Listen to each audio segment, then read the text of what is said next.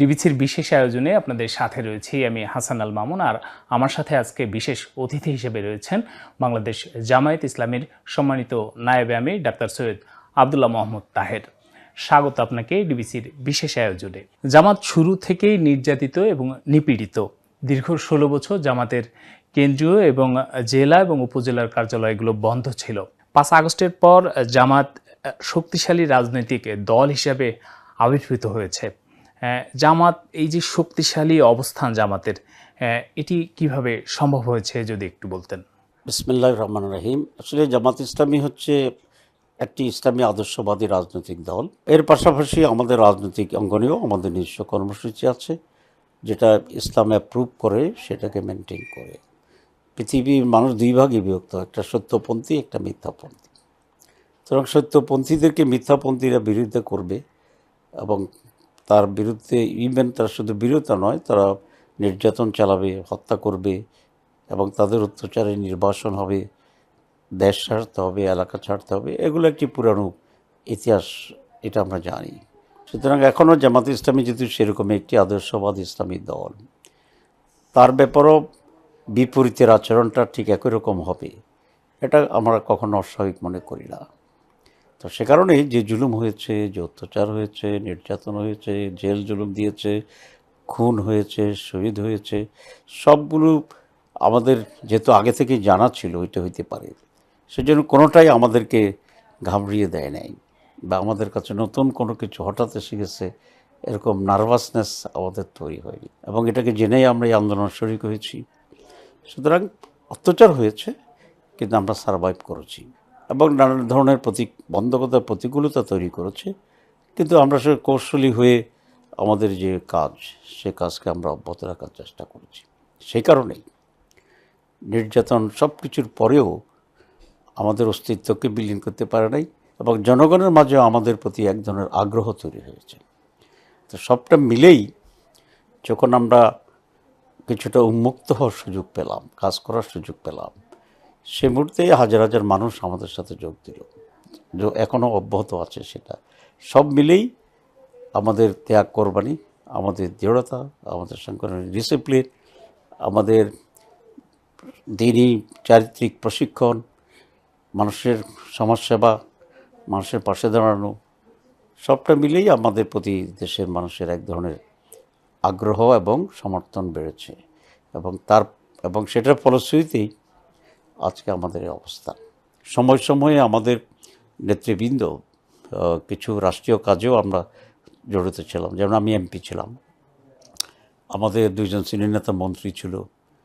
তো যারা মন্ত্রী ছিল দেখছে যে সকলের দুর্নীতি আছে, 2 মন্ত্রীর দুর্নীতি নেই। সকলের দেখছে যে অন্যান্য এমপিরা ঘুষ খায় বা পার্সেন্টেজ খায়, শেয়ার নেয়, কিন্তু আবদুল্লাহ তাহিরটা তো নেয়নি। তো সব মিলে আবার প্র্যাকটিক্যালিও তারা দেখছে যে না, দে আর ভেরি ডিফারেন্ট, তারা একটু ডিফারেন্ট।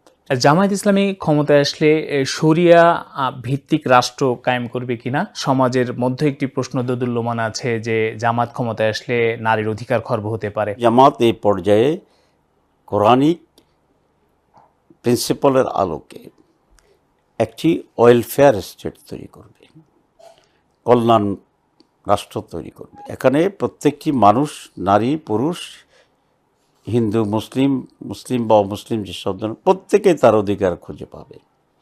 কোনো নারীকে চাকরিচ্যুত করা হবে না, কোনো নারীকে চাকরি দেওয়া থেকে বঞ্চিত করা হবে না if she is proved fit. 2 নম্বর হচ্ছে কোনো নারী বা পুরুষের উপরে কোনো ড্রেসকে চাপিয়ে দেওয়া হবে না। যেটা বলে আমরা আসলে নারীকে বোরকা পরতে বাধ্য করবো, এটা একেবারে একটা মিথ্যা প্রোপাগান্ডা। কোনো নারী সে ইচ্ছে করলে বোরকা পরবে, ইচ্ছে করলে পরবে না, ইচ্ছে করলে সে মুখ ঢাকবে, ইচ্ছে করলে সে মুখ ঢাকবে না। তবে আমরা সব জায়গায় যেটা স্ট্যান্ডার্ড শালীন, সেটা করার জন্য আমরা মোটিভেট করব। কেউ চাইলে অ্যাকসেপ্ট করবে, কেউ চাইলে অ্যাকসেপ্ট করবে না, এটা হচ্ছে তার স্বাধীনতা। মেয়েরা যদি চাকরি করতে না পারে তো সবচেয়ে বেশি ক্ষতিগ্রস্ত হবো আমি, কারণ আমার ঘরে 60 জন মেয়ে চাকরি করে। আমার wife is a professor of radiology, সে চাকরি করে head of the department university medical college. আমার মেয়ে হচ্ছে পোস্ট গ্রাজুয়েট ডাক্তার, রিপ্রোডাক্টিভ সার্জারিতে, তো সে চাকরি করে বা ইনকাম করে। আমার 3rd মেয়ে হচ্ছে ব্রাকের টিচার, সে চাকরি করে। আমার ফোর্থ মেয়ে হচ্ছে আমেরিকায় আর্কিটেকচারে পোস্ট গ্রাজুয়েশন করতেছে, আবার সেখানে চাকরি করে। তো যদি ইসলামী দল আমরা ক্ষমতা গেলে মেয়েদের চাকরি না হইতো, করতে বেরোতাম না, তাহলে সবচেয়ে ক্ষতিগ্রস্ত আমি হবো, আমার 4টা চাকরি চলে যাবে। These are the propaganda. জামাত ইতিমধ্যেই 300 আসনে তাদের প্রার্থী চূড়ান্ত করেছে। আপনারা কি ভাবছেন যে কতটি আসন জামাত পেতে পারে বলে মনে করেন? প্রথম কথা হচ্ছে 300 আসনের নির্বাচনের বিষয়টি এবারই আমরা প্রথম সিদ্ধান্ত নিয়েছি। তবে এখানে একটি ব্যাখ্যার প্রয়োজন। সেটা হচ্ছে জামাত ইসলামী তার নিজস্ব নামে 300 আসনে নির্বাচন করবে, বিষয়টি এমন না। আমরা একটা গ্রেটার আন্ডারস্ট্যান্ডিং তৈরি করার চেষ্টা করছি। এখানে ইসলামী দলগুলো আছে, সেন্ট্রিক যে দল সেগুলো আছে, সেকুলার ডেমোক্রেটিক দল সেগুলো আছে। সুতরাং সবটা মিলিয়ে আমরা বৃহত্তর এক পরিসরে একটা সমঝোতার নির্বাচন করার জন্য চেষ্টা করছি। এবং আমরা চাচ্ছি যে বিএনপির বাইরে যত দল আছে সবগুলোকে নিয়ে সম্ভব হলে একটা গ্রেটার আন্ডারস্ট্যান্ডিং মঞ্চ বা প্ল্যাটফর্ম তৈরি করার জন্য, অ্যান্ড আমাদের এই কাজটি অব্যাহত আছে। সুতরাং আমরা যে প্রিন্সিপাল সেটা হচ্ছে ওয়ান বক্স প্রিন্সিপাল নির্বাচনে, যাদের যাদের সাথে আমাদের সমঝোতার সমন্বয় হবে সেখানে আমরা মাত্র একটি পার্টি নির্বাচন করব এবং তার জন্য একটা বাক্স থাকবে নির্বাচনে। এটাকে আমরা বলি one box policy in the election. আর পার্টি নির্বাচনে মানে ক্যান্ডিডেট নির্বাচনের ক্ষেত্রে আমরা যে মূলনীতিটা পড়ছি সেটা হচ্ছে আমাদের আন্ডারস্ট্যান্ডিংয়ের ভিতরে যারা আসবে তাদের ভিতরে যে দলটি যে ব্যক্তিটি ওইখানে নির্বাচনে নমিনেশন পাবে, যিনি নির্বাচিত হওয়ার সম্ভাবনা অনেক বেশি থাকবে, সকলে মিলে আমরা সহযোগিতা করব। সুতরাং এই নীতিতে কতগুলো সিটে কোন দল পেয়ে যাবে, উত্তীর্ণ হবে, এটাও এক ধরনের দলীয় পরীক্ষা, সেই হিসাবে আমরা ডিস্ট্রিবিউট করব। সুতরাং এখানে কোন দল কত পাবে, কে কত নেবে, কে কত ছাড়বে, এই শব্দগুলো এখানে প্রযোজ্য হবে না। তারপরে আপনারা যে 300 আসন ইতিমধ্যেই দিয়েছেন, প্রার্থী চূড়ান্ত করেছেন, সেটা রদবদল হবে? হ্যাঁ, অনেক রদবদল হবে, আমাদের ইন্টারনালি রদবদল হবে, আর আমাদের শরিক যদি থাকেন তাদেরকে তো আমরা অনেক সিট, তাদের জন্য সেখানে রদবদল হবে।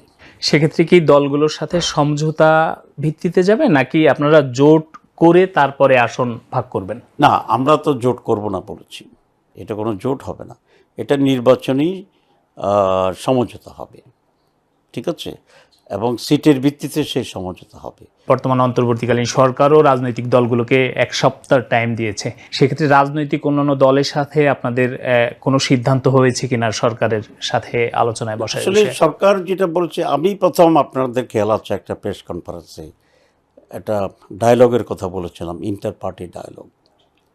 তো আমার এই প্রস্তাবের পরে সরকারের উপদেষ্টাদের অনেকেই আমাকে ফোন করে অভিনন্দন জানিয়েছে এবং বলছেন যে এটা একটা খুবই উপযুক্ত এবং সময় উপযোগী একটা প্রস্তাব। পরের দিন তো দেখলাম যে উপদেষ্টা পরিষদেই এটাকে অ্যাকসেপ্ট করেছে, অ্যাপ্রিসিয়েট করেছে এবং তারা সিদ্ধান্ত দিয়েছে। একটা সমস্যা হচ্ছে, সেটা হচ্ছে আমাদের এই বসতে যোগাযোগ করতে, আলোচনা করতে, সিদ্ধান্ত নিতে সময় চলে যাচ্ছে। আমাদের সামনে দুটো নির্বাচন আছে, একটা জাতীয় নির্বাচন আর একটা হচ্ছে গণভোটের নির্বাচন। ফেব্রুয়ারির মাঝামাঝি যে নির্বাচন, যেটার জন্য আমরা সকলেই একমত আছি। তো সুতরাং এই দুটা নির্বাচনের জন্য যে টাইমটা, এটা কিন্তু আস্তে আস্তে সংকুচিত হচ্ছে, অনেকটা সময় ক্ষেপণ হচ্ছে। এখানে এক ধরনের টেকনিক্যাল সমস্যা তৈরি হচ্ছে। সেজন্য আমি এটা বলেছিলাম যে সময়টা আছে আমরা সময় নষ্ট না করে দুটো নির্বাচন কীভাবে আমরা আলাদা করতে পারি সেটা বসেও আমরা একটা সিদ্ধান্ত নিতে পারি। আগে গণভোটে আমরা কেন বলছি, কারণ গণভোটে এমন কিছু সিদ্ধান্ত আছে যেগুলো পাশ হলে এক ধরনের পরিস্থিতি তৈরি হবে, জনগণ গ্রহণ না করলে আর একটা ভিন্ন পরিস্থিতি তৈরি হবে। সুতরাং জাতীয় নির্বাচন আগে মানুষকে তো এটা স্পষ্ট করে সিদ্ধান্ত নিতে হবে যে আমরা রিফর্মসের কোন কোন দিকটা জনগণ গ্রহণ করলো, কোনটা গ্রহণ করলো না। যেটা গ্রহণ করলো তার ভিত্তিতে জাতীয় নির্বাচন হবে। যেমন আপনার পিআর আপার হাউসের ব্যাপারে তো আমরা সকলে একমত হয়েছি। আমরা লোয়ার হাউসও চাই, কিন্তু লোয়ার হাউসে আবার সকলে একমত হয়নি।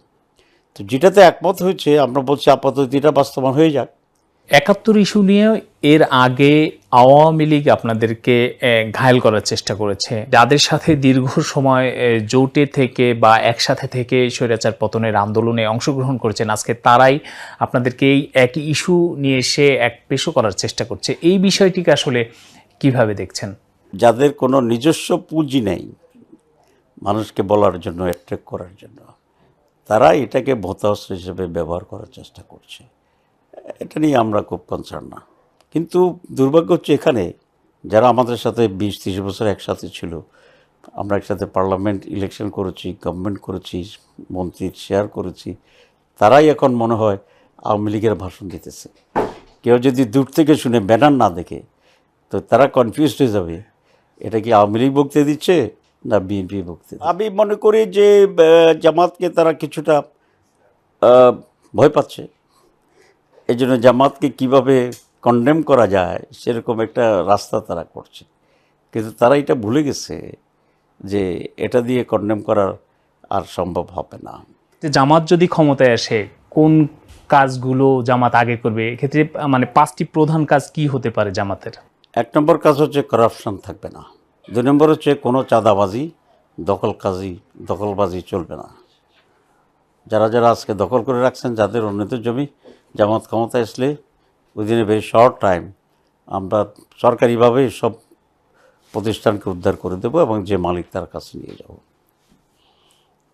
3 নম্বর হচ্ছে আমরা এখানে একটা সুন্দর নিরাপত্তার ব্যবস্থা করব।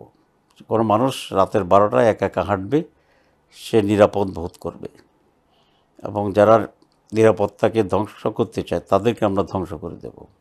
4 নম্বর হচ্ছে আমরা এদেশের মানুষের জন্য হিউজ ইনভেস্টমেন্ট, এমপ্লয়মেন্ট, এই দুটোকে গুরুত্ব দেব। আমরা উন্নত মানের এডুকেশন এখানে ইম্পার্ট করব, কারণ এডুকেশন প্রপার না হলে মানুষ তৈরি হচ্ছে না। তো এই যে আমরা করাপশন দূর করার কথা বলছি, ভালো মানুষ স্কুল থেকে তৈরি তো করাপশন হবে না। ছাত্র শিবিরের লোকেরা করাপশন করে না কেন? এদেরকে ছাত্র শিবির চলাকালীন এটা শেখানো হয়, ট্রেনিং দেওয়া হয়। জামাতের এমপিরা দুর্নীতি করে নাই কেন? দুর্নীতি করা যাবে না, এটাই জামাত প্রশিক্ষণ দেয়। সুতরাং আমরা এ সমস্ত প্রায়োরিটি বেসিসে আমরা উদ্যোগ নেব, এবং প্রত্যেকটি মানুষ যাতে ন্যূনতম অধিকার পায়, পেট ভরার মতো ভাত পায়, 70 টাকার মতো কাপড় পায়, বিনা পয়সায় সন্তানকে পড়াতে পারে একটি লেভেল পর্যন্ত, সে এডুকেশন পায়, আমরা সেই ব্যবস্থা গ্রহণ করব। অসংখ্য ধন্যবাদ আপনাকে ডিবিসির এই বিশেষ আয়োজনে আমাদেরকে সময় দেওয়ার জন্য। জি, আপনাদেরকে অনেক ধন্যবাদ। প্রিয় দর্শক, এতক্ষণ আমাদের সঙ্গে ছিলেন একজন বিশেষ অতিথি। আজকের মতো এখানেই বিদায় নিচ্ছি। দেখা হবে অন্য কোনো বিশেষ আয়োজনে। ডিবিসির সাথেই থাকুন।